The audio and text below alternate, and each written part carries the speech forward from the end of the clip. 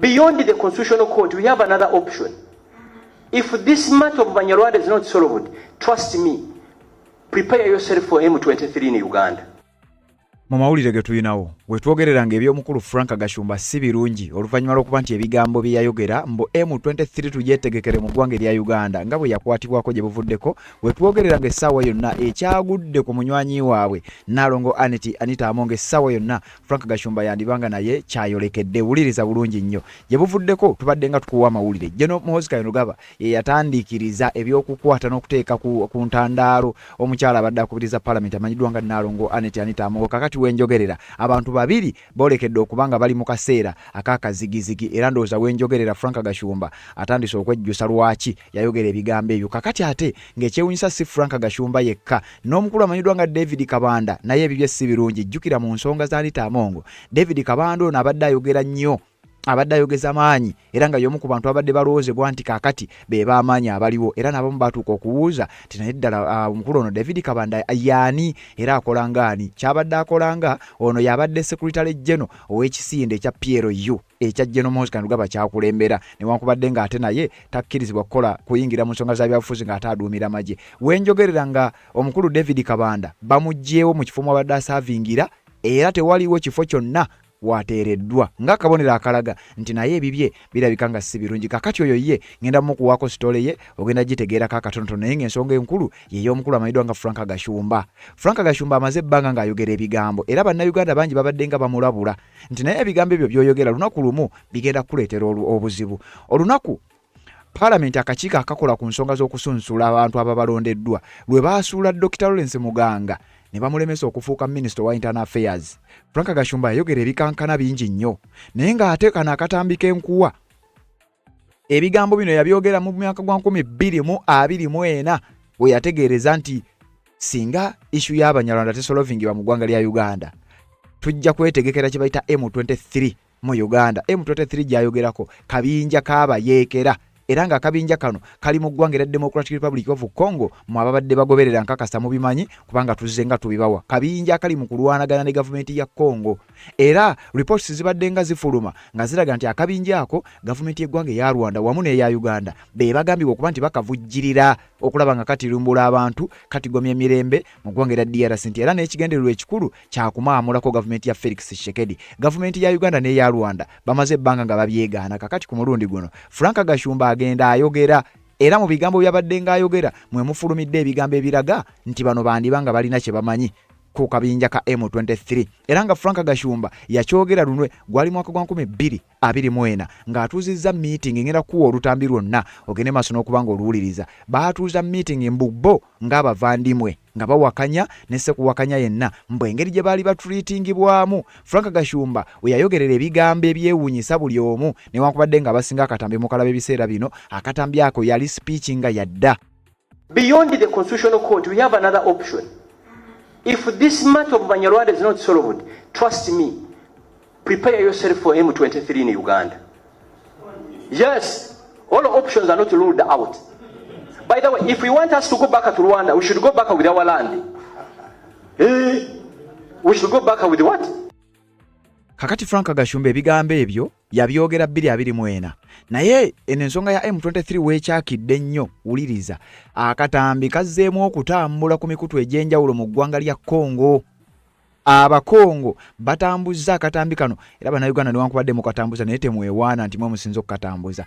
Frank Gashumba ekimu ku bimuviiriddeko ebizibu be bannansi b'eggwanga lya DRC abatambuzza ennyo akatambi kano ne kagenda globally. Jukira kati nga mu kooti y'ensi yonna mu bitongole ebyenjawulo abasajja balina obujulizi ng'eggwanga lya Uganda ku bikolobero byonna ebikoleddwa ku bannansi n'ebikoleddwa ku mawanga agatwetolodde abasajja balina obujulizi naye nga ku bujulizi obuliwo ate bakyakuŋŋaanya obulala. Kakati wuliriza abakulu kigambibwa oba kirowoozebwa nti ebigambo bya Frank Gashumba bibadde bitandise okwongera okulwaleetera ebizibu era Frank Gashumba abadde amanyi nti mwana waabwe alabika lwakitegedde ti bano tebaliiko waabwe kubanga wenjogerera Frank Gashumba ali Summoned bamuyise era nkugambye ayinza okubanga wenjogerera yejjusa ekyamutandisaawo ekitu ky'abavandimwe oba ekyamutandisa okwogera ebigambo bino. Sigambye nti bano abamusamoninga be batuufu ennyo, wabula njagala okutegeeza nti kakati Frank Gashumba okujustifyinga nti balina kye bamanyi ku kabinja ka M23 wenjogerera birabika ng'essaawa yonna bigenda kuzza omuzigo. Wuuliriza bulungi. Frank Gashumba mu bigambo bye bimu, Amini bwe yali yakamala okwogera ebigambo ebyo, yayongereza nako ng'alinga ayagala okuddira bannayuganda abayindiginasi basaanyizibwewo babaggyibwewo, kwegamba bo abavandimwe mbu be baba setolinga wano. Yatuuka n'okwogereramu ebigambo ebigamba nti bannayuganda oba abaganda baava Cameroon. Baganda came from Cameroon, if you don't know. Yes, from Cameroon. Ekyo muyinza okidda butinga. These are facts. Awo manyimba kuttemu kati. These are facts. We are all immigrants to this country, so we should be treated equally. But these Bachiga, you see, Bachiga Banyarwanda. I want to mention where Banyankole came from. Why? Huh? Why? You know.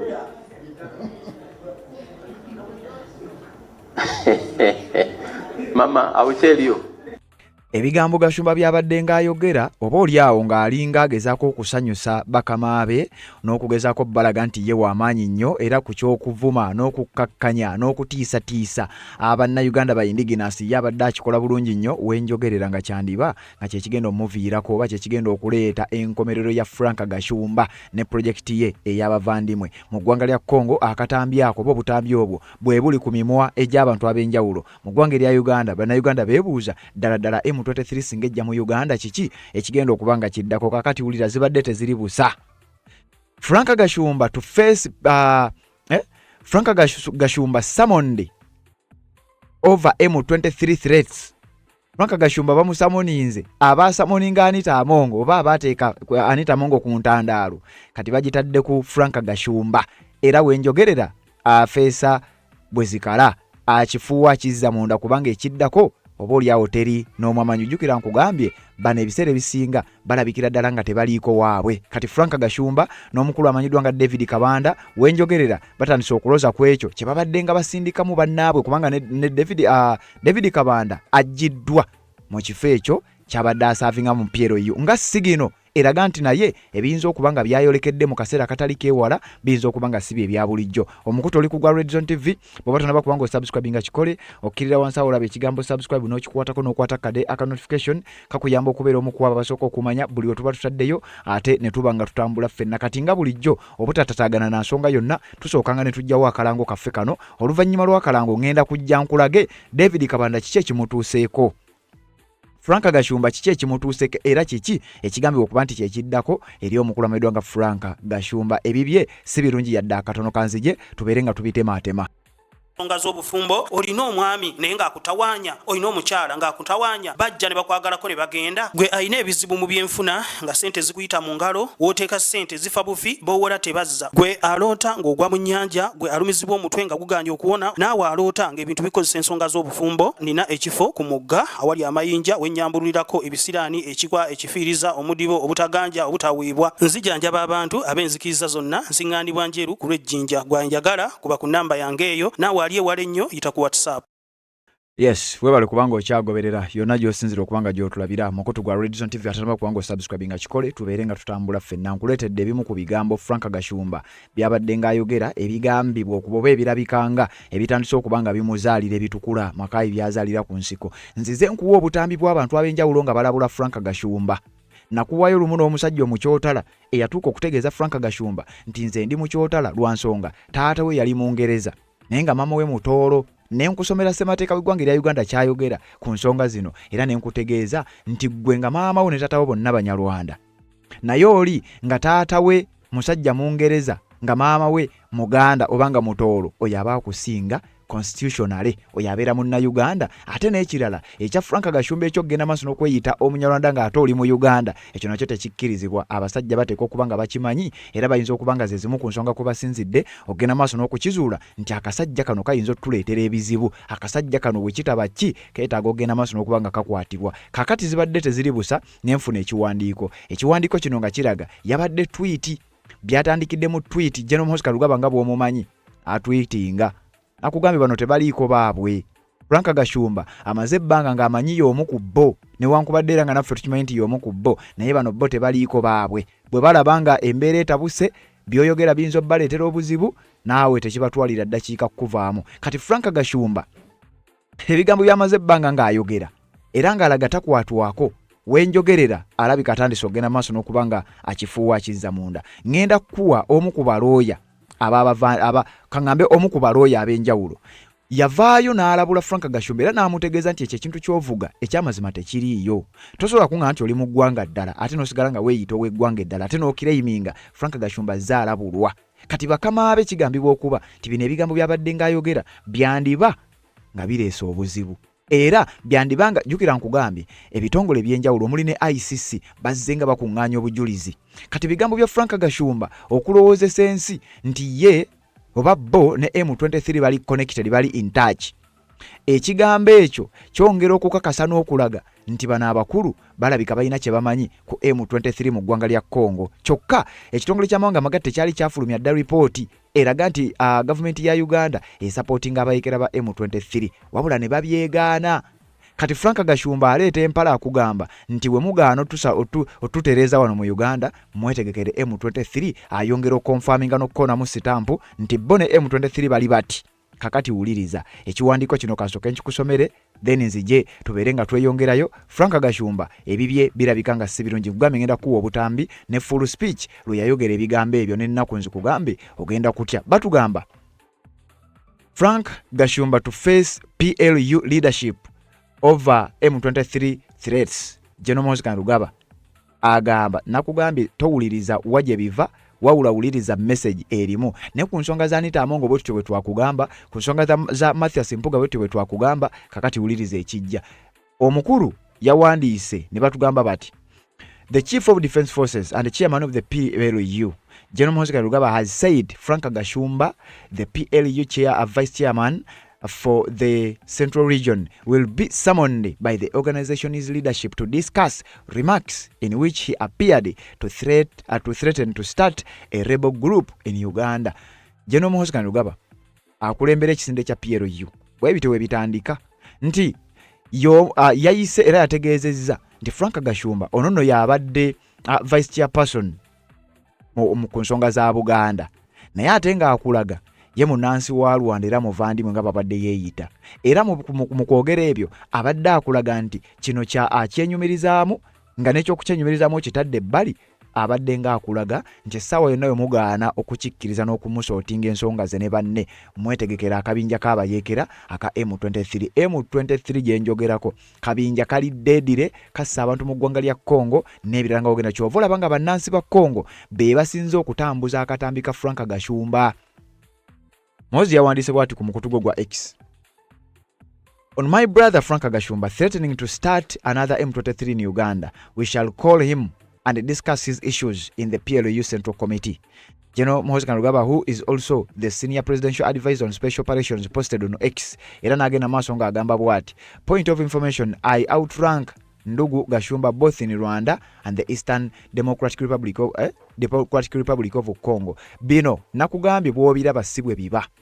Bw'obiwulira si bwe biba. Frank Gashumba akabinja kayogerako kali deedire era kalangirirwa nti kabinja kabatujju ekitongole ky'amawanga amagatte nga bayita mu kakiiko ak'ebyokwerinda kye tuta Security Council.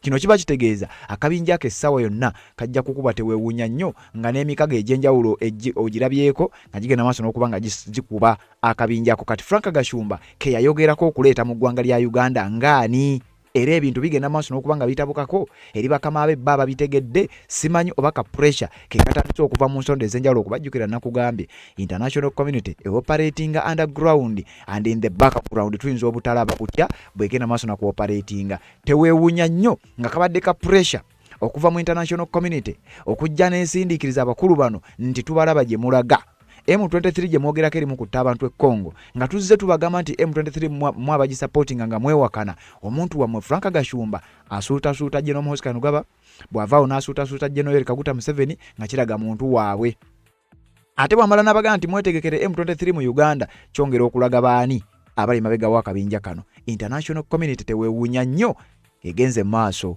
n'okuba nga ebateekako akazito onaawulira. A video in which Frank Gashumba appeared to threaten to start a rebel group surfaced after Victoria University Vice Chancellor Dr. Lawrence Muganga was rejected by Parliament's Appointments Committee for the opposition of Junior Minister for Internal Affairs. Nti video eyo Frank Gashumba mwe yalabikira nga atiisa eri kabinja ka M23.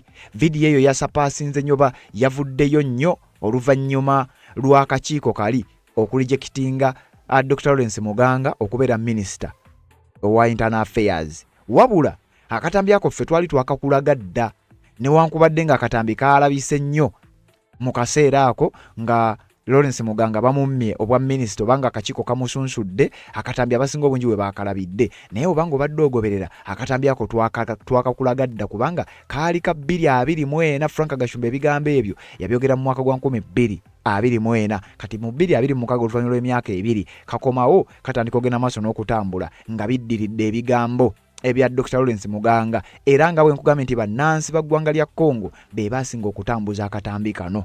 Kakati wano ngenda kakuwa mbujjuvu nga kuliko n'olunaku lwe kaayogerwa. Wuliriza. Dr. Lawrence Muganga, a close friend of Frank Gashumba, was rejected over concerns that he held Ugandan, Rwandan and Canadian passports. Gashumba and Muganga initially claimed the reaction was due to discrimination against Banyarwanda. Wano nzize nkugambawo. Akakiiko ka Parliamentary Appointments Committee karijectinga Dr. Lawrence Muganga mukwano gwa Frank Gashumba nga bamulanga kimu kubeera na dual, in fact multiple citizenship. Yalina obutuuze obwe Rwanda, ng'alina obutuuze bwe Canada, ng'alina n'obutuuze bwe Uganda. Akakiiko ne kamugamba tetukkiriza ba dual citizenship, kakati ate gwe olina nawa multiple citizenship. Kati bana ababiri bo ne batandika okufumba ekiboozi nti babaganyirwa kwegamba nti omuntu wabwe bamuganyirwa kubeera nti Munyarwanda nti era babasosodde. Naye ng'ate mu kakiiko lipooti gye kaafulumya temwalimu kyakubeera Munyarwanda yadde ekimu. Era nga ne mu kabineti eyo mulimu abamanyiddwa nga Banyarwanda bawedde emirimu. Kakati bano ababiri, Dr. Lawrence Muganga ne Frank Gashumba, ebibuuzo ne byeyongera ti naye bano ddala babala kaki? Lwaki bakulembeza nnyo ekintu kino ekyokubeera nti babasosodde lwa Banyarwanda? Naye ng'ate ensonga ebadde open era ng'eri well explained nti bamublokinze olw'okubeera ne multiple citizenship. Kakati wano ebigambo ebyo ebya Frank Gashumba we byasinga okuddira ti naye ddala abantu bano ne M23 ne Rwanda ne Uganda kabaddi kyakali awo. International community egenda maaso n'okunootinga ebintu bitandika okuzza omuzigo, abakulu bakitegeera bagamba Frank Gashumba ono ebigambo biyinza okutuzaalira akabasa era nga ze zimu ku nsonga ezirowoozebwako oba oliawo lwaki yandiba abasajja bakamaabe balabika batandise okugenda maaso n'okuba nga bamuvaamu. Wuliriza. They also accused the Deputy Speaker Thomas Tayebwa of discriminating against Banyarwanda. Dr. Muganga said he had worked in different parts of the world and had never experienced the treatment he allegedly received from Tayebwa. Nti baatuuka n'okunenya Thomas Tayebwa nti abasosola lwakubeera nti Banyarwanda era mbu tayagala Banyarwanda Thomas Tayebwa. Era Dr. Lawrence Muganga n'atuuka n'okutegeeza nti ye bannaaye asaavinzeeko mu bitundu eby'enjawulo okwetooloola ensi naye tafunangako tayisibwangako nga ngeri gye yayisibwa Thomas Tayebwa. To this day, I cannot understand the depths of hatred he carries towards Banyarwanda. Olwo nno mu statement eyafulumizibwa akakiiko temwali mu statement yonna eraga kyakubeera Munyarwanda. Statement yali ejja multiple citizenship. Naye wano bali mu kusiiga ekifaananyi, baasiiga ekifaananyi nti munnayo olw'okubeera nti Banyarwanda baali basosoddwa. Kakati ate awo akatambi kaliwe katandika okuddira. Oba okategedde kati Frank Gashumba ebigambo bitandika okutambula. Tolooza nti bakama abe baali tebabimanyi. Baali babimanyi Frank Gashumba ebigambo byayogera mu mwaka gwa 2024. Wabula ebigambo ebyo njagala okutegeeza gwa ndowooza oba nkuwe vidiyo yonna. Ebigambo ebyo gwa mpuliriza Frank Gashumba nga takyasobola kusangulayo na kubizza mabega. Baali babimanyi bulungi nnyo bakama abe era baali basobola omuvunaano olw'ebigambo ebyo, wabula baali baamuleka. Simanyi oba lwakuba nti nabo bibakolera, simanyi oba lwakuba naye oluvannyuma lwa bino ebyaliwo nga basudde Dr. Lawrence Muganga, pressure neddamu neekomawo. Akatambi ako bannayuganda kwe kukajjayo mu archives ne tukakulaga wano. Twali twakakulagako dda bifo nga yakabyogera nga twongera okusomera ripooti yava mu kitongole ky'amawanga amagatte eyali erumiriza Uganda ne Rwanda okuba nga bafujjirira akabinja ka M23. Kakati bannansi b'eggwanga lya Congo be basinze okupika akatambi kano ne baleetera abakulu bano ebizibu. Era international community neeyongera okutegeera n'okukonfaminga nti ekitegeeza bano abantu balina kye bamanyi ku kabinja kano aka M23. So n'olwekyo byetaaga okukwata n'obwegendereza era abantu bano balina okunnyonnyola. Kakati kirowoozebwa nti international community oba kye tuta international pressure ebateereddwako yandibanga yeeretedde Frank Gashumba ebizibu ne bakamaabe okuteekateeka okulaba nga bamusamoninga abitebye. Sinakindi bamubuulire kiki ekiyinza okuba nga kiddako. Kati kansooke nkuzzeeyo akatambi kano si kawanvu okulaga nti eno yali press conference akakatambi ke bakoowulira teyayogera kigambo ekyo n'atuula. Yali press conference nga beekuŋŋaanyiza ng'abavandimwe nga bagenda maaso n'okutema empenda butya bwe bagenda maaso n'okumaamira oba n'okuteekawo embeera mu ggwanga erya Uganda. Gashumba mwe yayogerera ebigambo ebyo. Speech yonna yali ya ddakiika nnyingi naye kankuweeko zino entonotono nkutandikire gye byatandikira. Yabitandika atya obeere ng'ogenda maaso n'okuba nga obitegeera bulungi nnyo. Wuliriza. Because we do a lot of talking and nothing is implemented. Ebigambo ebyo yabyogera ng'ennaku z'omwezi zaali 5 omwezi gwali gwa Septemba, gano gali mazaalibwa gange, gwali mwaka gwa 2024. Ndoza ne date ogiraba waggulu awo kebeerewo ng'ogirabako bulungi nnyo. 2024 Septemba ngina kusomwezi 5 ago eba birthday yange era mwetegeke muyina okumpa ebirabo byange by'amazaalibwa nga bukyali. Ababimpa in advance enamba yange weeri awo. Naye ebigambo ya Frank Gashumba gwali mukolo mulamba. Era yali speech namba Frank Gashumba ng'ayogera ebigambo ebyo mwe yayogerera kali akatambi akali aka M23 akazadde ebitukula maka ebyazalira ku nsiko n'ekitongole ky'amawanga amagatte nga kitegedde n'ensi yonna etegedde bannansi b'eggwanga lya Congo be bazalidde Frank Gashumba ebizibu. Ulira ebigambo bino. I've had submissions from my friends. The last one is you're king.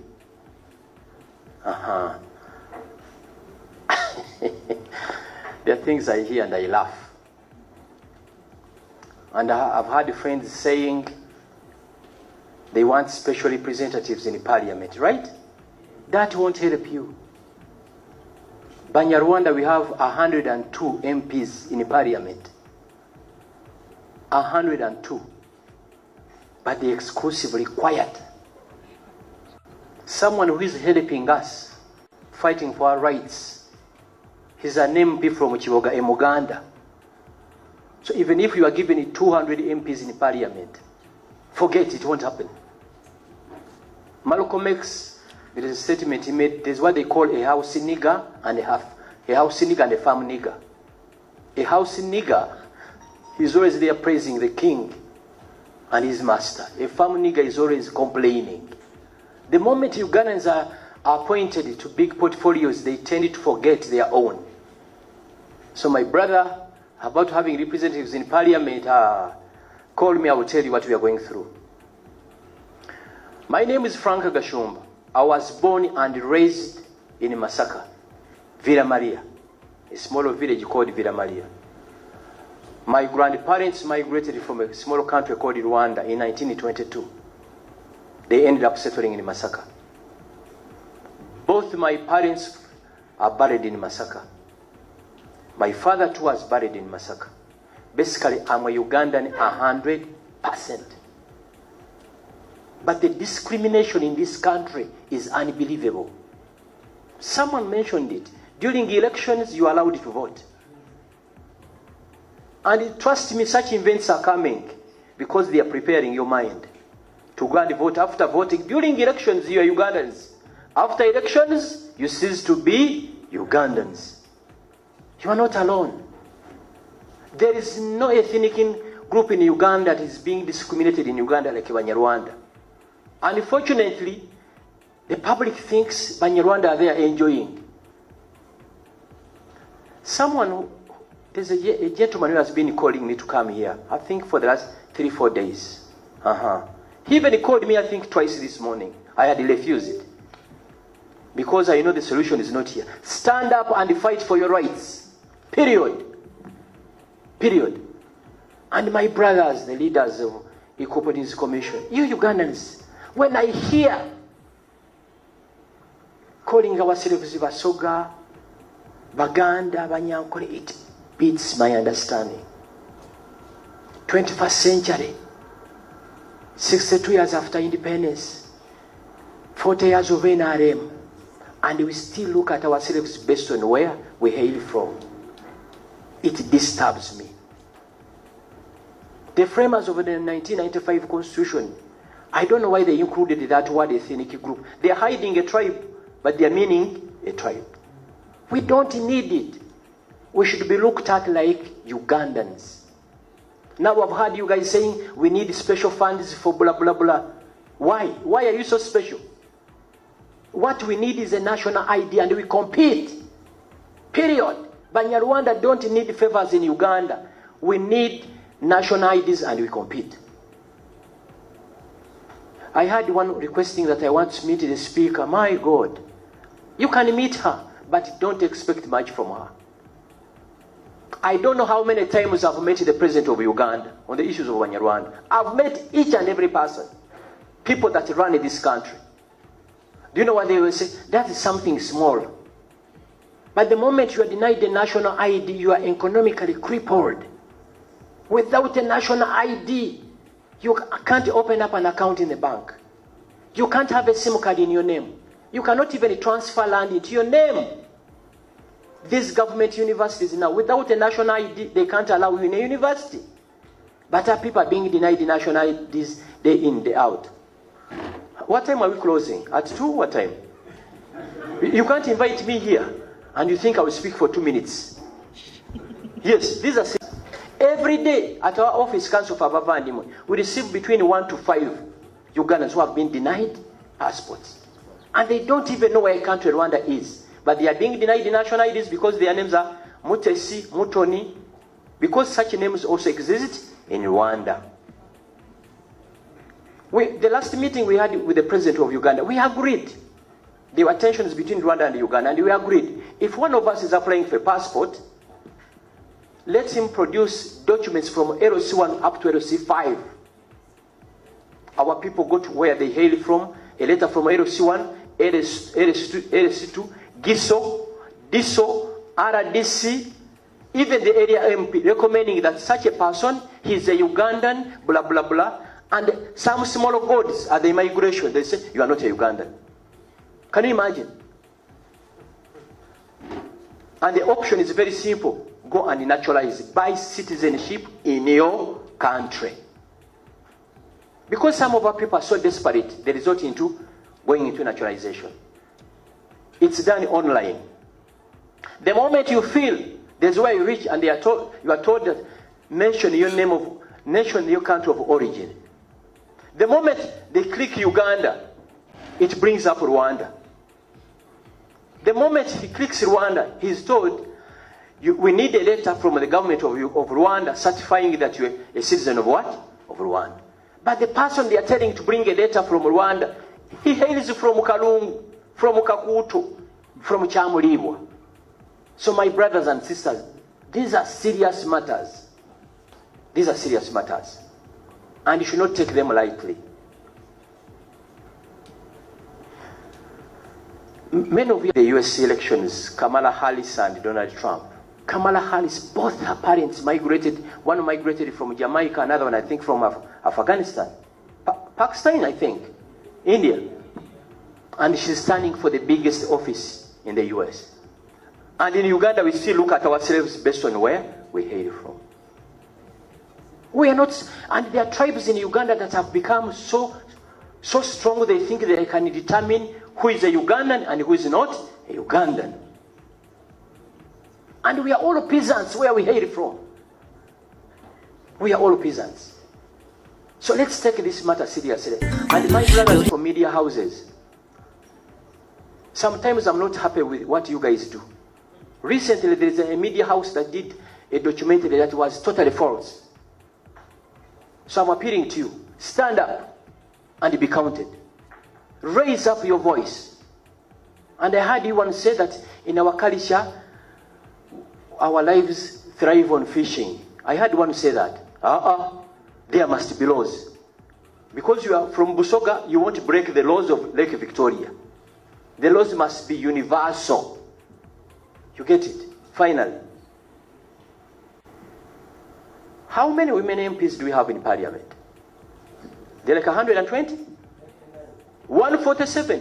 When do you hear our women MPs raising the concerns of women? So stop saying we need MPs in parliament. Youth MPs, how many do we have? Many. But when do you hear their voice? What we've decided as Council for Abavandimo, we are going to the Constitutional Court. Let the Constitutional Court pronounce itself on this. Because the 1995 Constitution says you can only be a Ugandan if your grandparents were in Uganda by the 2nd of February 1926. That's what they say. You can be an Banyarwanda among the 63 ethnic groups. But to be an ethnic group in Uganda, that ethnic group must have existed in Uganda before February 1926. Now, these goes at the migration. They talk of an ethnic group, not a family. Now, these goes at the migration, they change it. When a Munyarwanda is applying for a passport, he is told, prove with documents that your grandparents were in Uganda before 1926. I bet my hand, even Museveni himself, he cannot not produce such documents. Nobody in Uganda, apart from the Balangiro of Buganda, of Bunyoro, and Busoga. You get it? Our people are being told to go and take photographs on Mumanya Malalo to prove that they were Ugandans. So this is something very serious. And I would love to get your contacts so that we fight this battle. We are Ugandans like a Baganda. A Muganda is not told to bring letters from LC1 to LC5. It only applies to us. Why to us? We are like a Banyankole. And by the way, if you guys don't know, there is only one ethnic group that has lived in Uganda forever. They are called the Pokotis. All of us migrated to Uganda. Baganda came from Cameroon, if you don't know. Yes, from Cameroon. These are facts.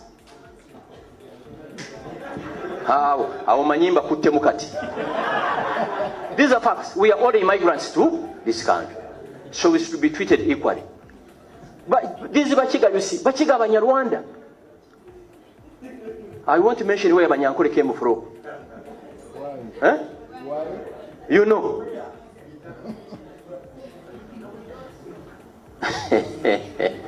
Mama, I will tell you.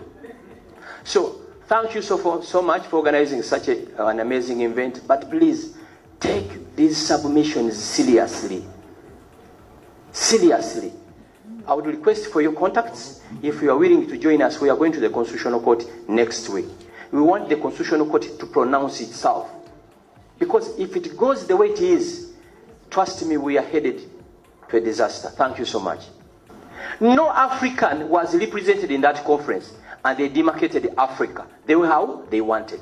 There is a Frank Gashumba lwero olunaku zalinga ennaku z'omwezi 5 omwezi ogw'omwero gwa 2024 gye emyaka ng'ebiri mwaka nga gumu n'emyezi egigwamu awo egiyise we yayogerera ebigambo ebyo kakati we njogerera ye ne munywanyi we akaabwe kalabika nga kaweddemu dda kati nga sinnakuwa bigambo by'abamu ku bazze balabula Frank Gashumba kansooke nkutwaleko ew'omukulu wano amanyiddwa nga David Kabanda. David Kabanda asuuliddwa era wano batugambye nti Muhoozi drops Kabanda appoints Fadil Twala as a new PLU Secretary General. David Kabanda agenze maaso n'okuba nga asuulibwa naye teweerabira ono y'omu kubabadde mabega w'ensonga zonna ezibadde zivuga sipiidi omukyala amanyiddwa nga Nnaalongo Anita Amongo ku nsonga z'okulya enguzi n'okulya ssente ez'omuwi w'omusolo. Kakati omukulu David Kabanda naye wenjogerera ebibye bitanso ogenda maaso n'okuba nga bikalubamu. Wulira mu kiwandiiko.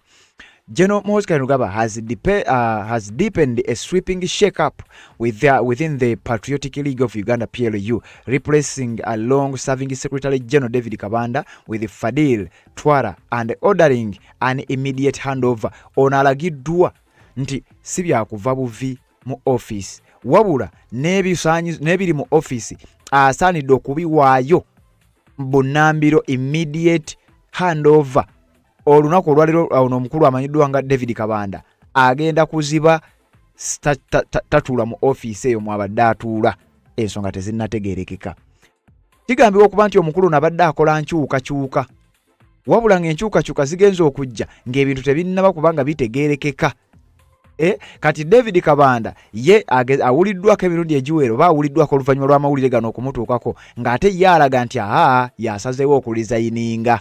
Era awuliddwako ng'ategeeza mbu akitadde olw'ensonga nti waliwo abantu abaagala okusisinkana omukulu mbu nga balowooza nti ono y'abalemesa, era mbu y'ensonga lwaki asazeewo agende maaso n'okuba nga ofiisi agivaamu, naye ate tuwuliddeko ebiragiro ebiweereddwa nti ofiisi agiweeyo bunnambiro regardless ebigambo byali mu kunnyonnyola. Bannayuganda bagamba nti kyonna ekijja kirabika nga si muntu, bagamba bw'olimala okubba bakubbe naawe. Omukulu ono abadde nnyo mu nsonga za Anita Amongo, kati naye ebiddako biyinza okuba nga tebinnamanyika. Newankubadde nga ye byayogera alaga nti yasazeewo okuta, naye ate ekiwandiiko kye nkusomedde ate kyo kiraga birala. Sooka omuwulire. To resign my being general secretary as PLU, one is because there are some people who are in PLU who think that I am the one who is blocking their chances of getting what they want. You know, there are some people in PLU who are there for other interests. Right? I can't. You want me to mention the people? No, or just interests? the interest. Money. Money. To con people. Really? Yeah. You give me money, I take you to Mhoza. But now they see it is Kabanda. So you are blocking their chances of advancing their agenda. So those ones are there. They can kill you. Doesn't that point to fault lines in PLU, a lack of the unity, lack of sense of purpose? Yes. Are you saying the PLU? Kati omukulu oyo agezezzaako okulaga nga bw'agenze maaso n'okuba nga alekulira nti era alekulidde olw'abo banne abalowooza nti oba y'abalemesa okubeera nga baakisesinga ofiisi oba nga baakisesinga abantu abamu. Kakati njagala kukulaga wano mu kiwandiiko batugamba ate bigambo birala. The changes come hours after Muhoozi announced a restructuring of the PLU Central Committee, retaining only 4 members of the outgoing team and signaling what he described as a fresh team to confront new challenges facing the organization. In a statement, yatadde ku mukutu gwe ogwa X yagambye bw'ati: The new Secretary General of PLU is Honorable Fadil Twala. I will work closely with him to achieve our objectives. I thank Honorable Kabanda for his 3 years of excellent services. He set the standard high for the position. Kakati njagala okutegeeza ebigambo bino by'owulira bwe bityo bwe bitandika. Anita Amongo nga bagenda maaso n'okuba nga bamunoonyerezaako byatandika bwe bityo. Oluyimi kye bayita sweet talking, wabula gye byaggwera nga si byangu. Kati Frank Gashumba ne David Kabanda wenjogerera ng'ebyabwe si birungi yadde eddakiika n'emu. Bonna babadde bakozi b'amaanyi era nga tebaagala kumanya naddala ensonga yonna ekwata ku b'oludda oluvuganya. Ate ekyewuunyisa ye Frank Gashumba yakwatibwa nako, era ng'ono ekyamukwasa ze ensonga ze tuzze nga tukugamba ez'okubeera nga yali afeekinga ebintu ebimu naddala mu ggwanga erya Uganda ng'ayita mu ministry eyo ensonga ez'omunda mu ggwanga. Ministry y'emu gye babadde baagala okuwaamu mukwano gwe nnyo nfanfe. Era olunaku lwe baalonda cabinet, General Kaguta Museveni yalangirira cabinet, Frank Gashumba n'awulira nti munywanyiwe amanyiddwa nga Dr. Lawrence Muganga bamuwadde obwa minister.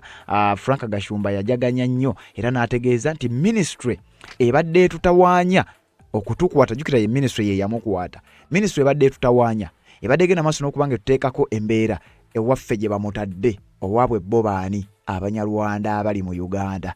Kakati nga kiraga nti gavumenti ya Museveni olonze munnansi wa Rwanda okubeera mu ministry evunaanyizibwa ku nsonga z'omunda mu ggwanga. Bannayuganda ne bakikuba ne baleekaana nnyo, ekintu ekyo ne kigenda maaso n'okuba nga kikomezebwa. Kakati Frank Gashumba y'omu ku baakuba emmeeza n'okuyomba ennyo lwaki abantu bano bagenze maaso n'okuba oba lwaki omuntu waabwe agenze maaso n'okuba nga ajjibwa mu kifo ekyo mwajjiddwa. Kakati we twogerera ebintu bitandise okuba nga bitabuuka. Frank Gashumba essaawa yonna yandibanga birabika si birungi, oba oli awo ekkomera engeri gy'alitegeera, yandibanga essaawa yonna yandigendako mu kkomera eritali limu oba engeri engeri ez'enjawulo wandiwulira nti Frank Gashumba ebibye si birungi. Ekyatuuse ku Anita Amongo twandikirengerako ku mukulu ono amanyiddwa nga Frank Gashumba oluvannyuma lw'embeera okubanga etandise okubanga ye mukyukira omukulu baabadde akola okusanyusa wenjogerera bandibanga bamuvuddemu era nga kadde Frank Gashumba agende maaso n'okubanga asavinga. Kati njagala owuliriza ebigambo bino. Luli nakuwa ebigambo by'omukyotala eyavaayo n'agenda maaso n'okubanga alabula Frank Gashumba nti gwe toli munnansi era lekerawo okwetawaanya n'okkayanira ebintu by'eggwanga erya Uganda. Naye baba tebalina kye bakoze ky'amaanyi. Frank Gashumba y'omu ku bantu abadde nga bateekawo embeera ey'okwagala okulaga nti bo balina okubeera kugamba balina okubabalirako. Kakati wano ninawo omu ku bannamateeka era nga naye ebigambo by'ayogera mu bigambo bye biwulikika ng'ebikola okulabula n'okutegeeza Frank Gashumba nti kyokola si kye kituufu. Katambi si kawanvu, nja kusaba okawulirize ku nkomerero yaako oteekeyo obubaka mu comment section, ngenda kujja n'obubaka obwo tubeere nga tubuyitamu. Nze Oweekitiibwa Kayitana Simon era nze nkiikirira Abanyarwanda mu lukiiko wa Emmengo. Kati okwongera okusigira ekifaananyi ekirungi abasinga obungi ono mukulu omuyinza okuba mumumanyi bamuyita Kayitana akiikirira statement eyo giwulidde akiikirira Abanyarwanda mu lukiiko Emmengo. Kakati Frank Gashumba baani abamuwalana nga n'Emmengo balinayo omuntu abakiikirira. Abasajja bano looza babalaka ki era olowooza baagala ki? Frank Gashumba bino yeetaaga biwulira asobola mutaaginge nti Abanyarwanda balina n'ababakiikirira Emmengo ensonga zaabwe mu Bwakabaka bwa Buganda zituuka. Kyokka akomplaininga nti basosolwa. Baani ababasosola era obujulizi buliwa? Ebigambo by'abadde ayogera ku nsonga za M23 ebyomuzaalidde obuzibu. M23 ekitongole ky'amawanga amagatte gye kyalangirira nti kabinja k'abatujju bagigeraageranya ku bubinja nga bwa Al-Shabaab, obubinja nga bwa Al-Qaeda n'obubinja obulala. Kakati Frank Gashumba kyekifo kye yali yeetaddemu oba kyekifo kye yeeteekamu kyali mu kuteeka mu gavumenti y'abakama be era nkakasa bakama be si basanyufu batandise okulaba nti ekintu kibalya. Kati Frank Gashumba ebiddako biyinza okuba nga si birungi. Sooka owulire omu ku bakiise aba Abanyarwanda mu Bwakabaka bwa Buganda ye bwannyonnyola ono naye Munyarwanda we wali. Bannayuganda abasinga obungi babadde nga bakugambira Abanyarwanda mu Uganda mwe bali era baluddemu ate nga bali okke era nga kati tebakyalina Abanyarwanda wabula nga Bannayuganda. Naye ekizibu ky'abana abatono ennyo kizibu ki? Wuliriza.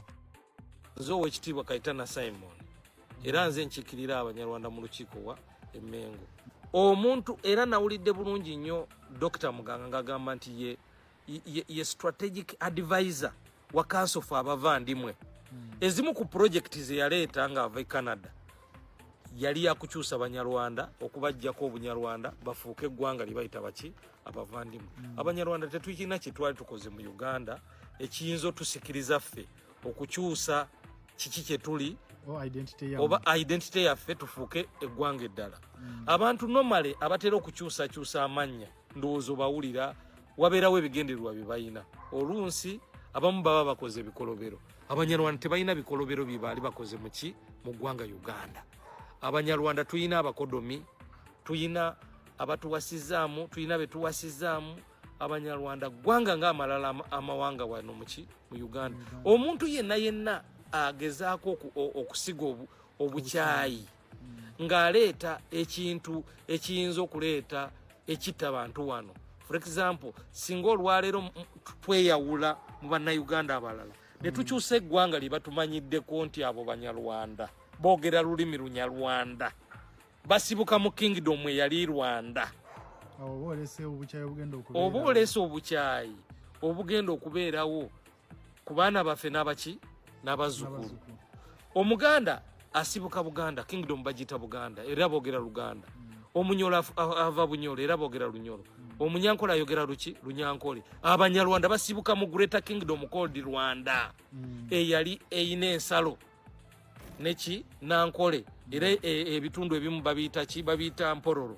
Okitegeera Abanyarwanda bali wano mu 1600 nga ebintu bya passport ne borders tebinakola ki tebinabeerawo. Abantu abamu bayinza okulira nti Abanyarwanda ne balowooza nti bazze eggulu. Tuyina classification z'Abanyarwanda. Waliwo Abanyarwanda nga omuzadde we olwaleero omuzadde we ali ku myaka 10 nga yazaalibwa wano mu Buganda wennyini. Waliwo Omunyarwanda eyajja mu 1959 ng'empunzi nga badduse ekita abantu ekyali mu Rwanda by then. Waliwo n'Abanyarwanda abazaalibwa ku boda ku nsalo eya Uganda eyawula Uganda ne Rwanda. Kakati abo otekamu Abakabale, otekamu ab'Ekisolo, otekamu abagundi Rukunjiri side yawo, waliwo Abanyarwanda. Eryo eggwanga liyina history wano mu ggwanga kakati eriyitibwa Uganda, nti lino eggwanga eriyitibwa Uganda lyasangawo baki? Lyasangawo wano Abanyarwanda. Era ensonga lwaki nze bampita ow'ekitiibwa nti ye nga Kabaka nze ow'ekitiibwa Kayitana Simon, era nze nkiikirira Abanyarwanda mu lukiiko wa Emmengo. Ensonga lwaki Kabaka ye alonda n'omuntu okubeera ng'ayingira mu Paalamenti ya Buganda ng'akiikirira eggwanga ly'Abanyarwanda, ye akimanyi bulungi nti eggwanga lye erya Buganda, Abanyarwanda be bamu ku bantu bayina nti bali part of Buganda. Era mu census bw'ogenda mu statistics za local government bwe bali babala Abanyarwanda mu biseera ebyo bali namba 2, ng'Abaganda be basooka, Abanyarwanda be bakola ki? Be baddawo. So tuyina ebintu bingi nnyo ebitugase, tuyina omukwano, tusinkana amadiini, tusinkana buli wamu. Omuntu yenna aleeta ensonga ey'okukyusa eggwanga alituuma ekintu ekirala ekitalina history, ekitamanyiddwa, aleeta ensigo ey'obukyayi egenda okuleetera bannayuganda okwetunuulira ng'abalabe, nga balowooza ti bano abantu oba olunsi waliwo ekintu kye baakola Uganda kakati basazeewo bakole ki? Beekyusa eggwanga eddala. Nze siraba lwaki olwaleero Muganga ne Gashumba bakola vaawo mpitewo okufana obutanyagwa. Awo mbadde nzija ow'ekitiibwa nja kunsonyiwa okukwatamuko. Naye ebintu ebyo nga Dr. Muganga nga bakamala omuvetting out oba okumululinga out ntagenda kubeera Minister wa Internal Affairs, right? Gasumba yavuddeyo n'ayogera ebigambo bingi natuuka n'okwogera mba ajja kuleeta wano M23 n'ebirala bingi ne kata kyawanda muliro, era ne bimu ebigambo abitwalira wa Speaker, Deputy Speaker Thomas Tayebwa.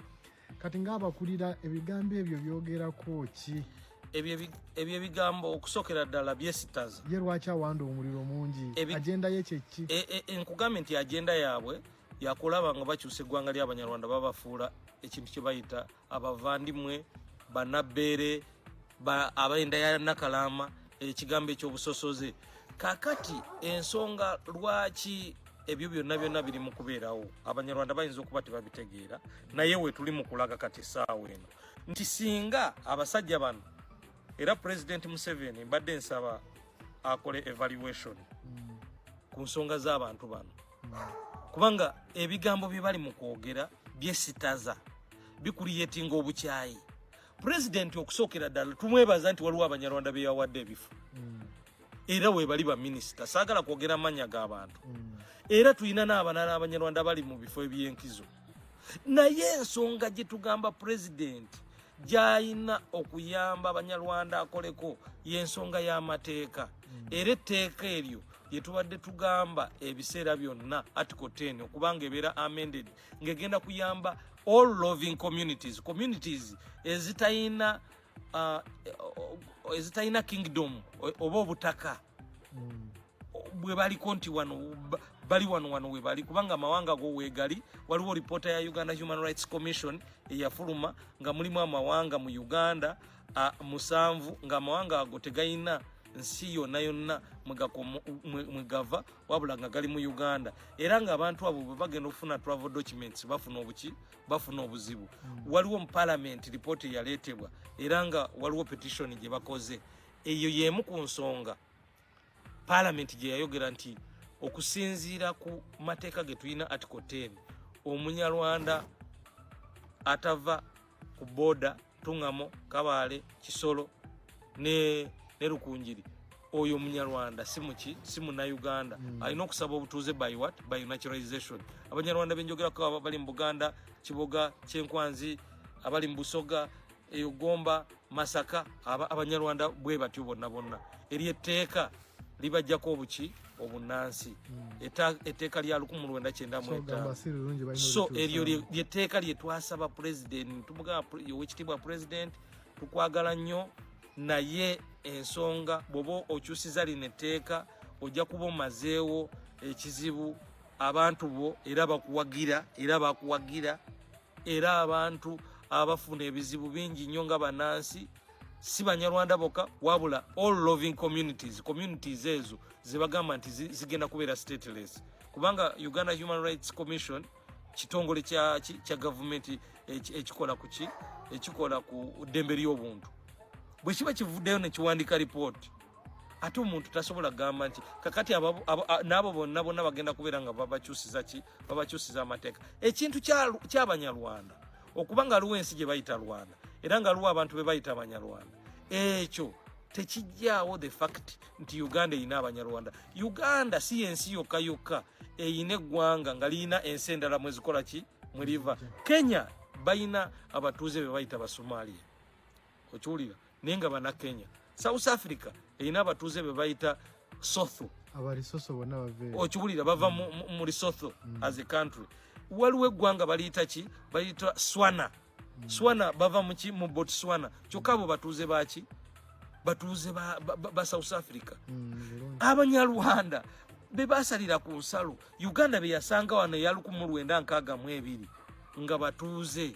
Ensonga eno teyandibadde ng'ereeta ki ereeta abantu okwesittaza ne boogera ebigambo ebingi ebyobusosoze ne batandika okuteekawo embeera nti wagenda kubeerawo entalo. Omanyi olutalo simbaga abantu boogera ku ntalo naye tebazikola ki tebazitegeera. Olwaleero tuyina pulezidenti gwe tumanyi bulungi nti awuliriza ne yeetegereza ensonga of which nti reports zonna twazimuwa era bwe twamanga z'obufumbo olina omwami naye ng'akutawanya olina omukyala ng'akutawanya bajja ne bakwagalako ne bagenda gwe alina ebizibu mu byenfuna nga sente zikuyita mu ngalo wooteeka sente zifa bufi b'owola tebazza gwe aloota ng'ogwa mu nnyanja gwe alumizibwa omutwe nga guganja okuwona naawe aloota ng'ebintu bikozesa ensonga z'obufumbo nina ekifo ku mugga awali amayinja wennyambulirako ebisiraani ekikwa ekifiiriza omudibo obutaganja obutaweebwa nzijanjaba abantu ab'enzikiriza zonna nsiŋŋaanibwa njeru ku lw'ejjinja gwanjagala kuba ku nnamba yange naawe ali ewala ennyo yita ku WhatsApp.